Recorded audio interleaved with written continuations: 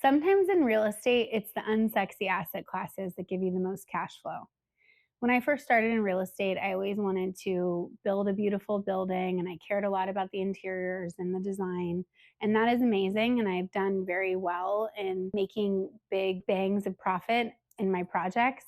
But to really build sustainable cash flow, I found certain niches like industrial that are better for like longer term growth. So, as an example, I just read a LinkedIn article about a billionaire that I think came from Missouri, and I believe he started with one Motel 6. Having long-term cash flow is sometimes, people do really well in limited service hotels or affordable housing or things that might not be pretty, but are needed and wanted in the long run. And that's a way I've complemented my real estate portfolio. If you ignore the less flashy asset classes, you'll miss out on cash flow. I'm Meg Epstein. I'm a real estate developer, and I've successfully balanced my real estate investment portfolio, meaning I do projects that make a lot on the back end as well as having high cash flow. So I first got interested in industrial as an asset class when I was buying land from sellers to build multifamily. And I started talking to industrial users. So that's like, a guy that owns an HVAC company or an electrical company. And one guy had an insulation company and he was sitting on $16 million worth of land, but he had nowhere to go. And so I started talking to him about what he really needed in terms of finding another industrial space. And it basically was completely missing in the market. And then I thought, okay, there's an opportunity there. And that was how I pivoted and ended up developing about 1 million square feet of industrial. Obviously, I did a lot of research. I talked to brokers. I looked at the vacancy rates and ended up getting into shallow bay sort of early because I saw this need and there was no supply.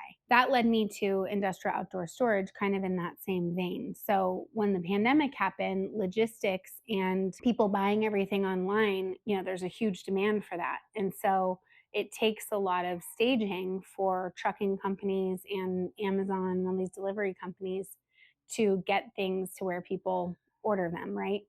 And that created an asset class called industrial outdoor storage that is basically like storage yards that are in urban infill locations that are zoned for industrial. Now, what I really like about this strategy is that cities don't necessarily want more of this land because it's not bringing high tax revenue and it's not like building residences that's going to make a community or schools. It's just sort of like an industrial use.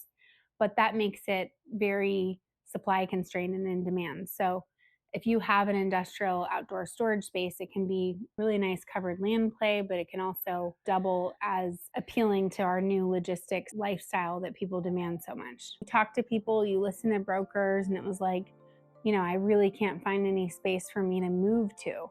I'm an industrial user in downtown Nashville. Everyone wants to build housing here, but I have nowhere to go and I'm not ready to shut down my business. So that was how I branched into shallow bay industrial. And similarly is how I got into industrial outdoor storage, which is basically just was driven by the pandemic. There's lots of needs for logistics staging and basically places for like junkyards, imagine, where people need to store things, but there's a better way to do it that's more commercialized. And so that's just a way to sort of, I realized like it doesn't involve a lot of development. I have a very heavy development strategy in doing condos that's very intense and high risk and takes a lot of capital.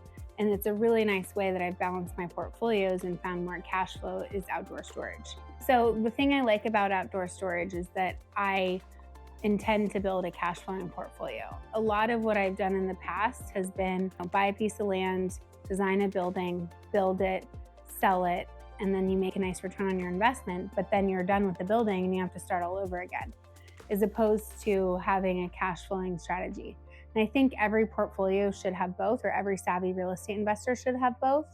And this is the way that I've identified in my portfolio that I want to increase cash flows. Don't underestimate the value of simple, easy to execute business models in real estate. If it's something that's simple and tried and true and can be done over and over repeatedly, that is something that can be scaled and can offer cash flow. So don't overlook asset classes and investments that are very boring but easy to operate and sustainable. I remember when I first started looking at industrial as an asset class, I thought, this is not like me, it's not pretty, it's nothing like residential, and it's so different, but it's actually much, much simpler to execute on, especially if you're just getting started in real estate. So doing something that's like boring and, has sustainability is a really good way to start investing because it's a lot easier to focus on more like industrial or storage type assets than dealing with all of the million intricacies that happen on the residential commercial side. I'm Meg Epstein. If you want to hear more advice like this, please check out my next video.